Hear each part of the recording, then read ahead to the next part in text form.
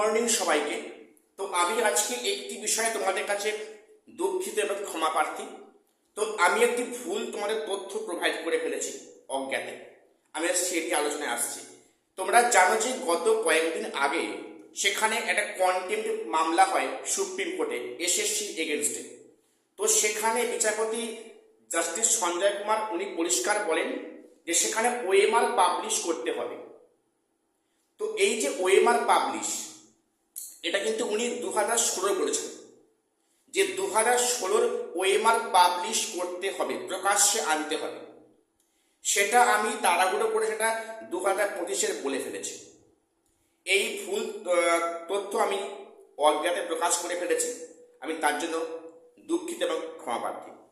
তো দেখো যে আমাদের এখন দাবি থাক যে 2016 ওএমআর নয়, 2025 ওএমআর পাবলিশ করতে হবে।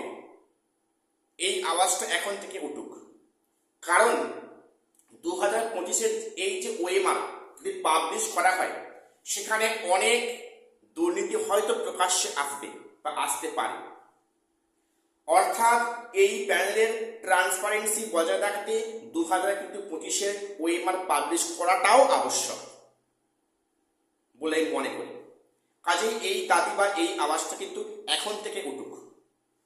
দেখো সেদিনকে কন্টেম্প্ট কেসে যে বিচারপতি যে অর্ডারগুলো দেন যে সেখানে কেন এখনো টাকা ফেরত নেওয়া হচ্ছে না টেন্টেডদের কাছ থেকে, এবং সেখানে সরকার কেন টেন্টেড আনটেন্টেড আলাদা করে বাঁচছে না, এবং সেখানে 2016 কেন ওএমআর এখনো পাবলিশ করা হয়নি, এই সমস্ত বিষয় নিয়ে একাধিক বিষয় নিয়ে উনি প্রশ্ন করেন।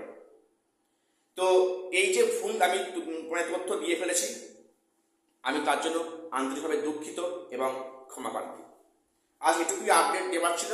সবাই চ্যানেলটা সাবস্ক্রাইব করে দিও এসএসসি পিএসসি গুরুত্বপূর্ণ আপডেট পাওয়ার জন্য।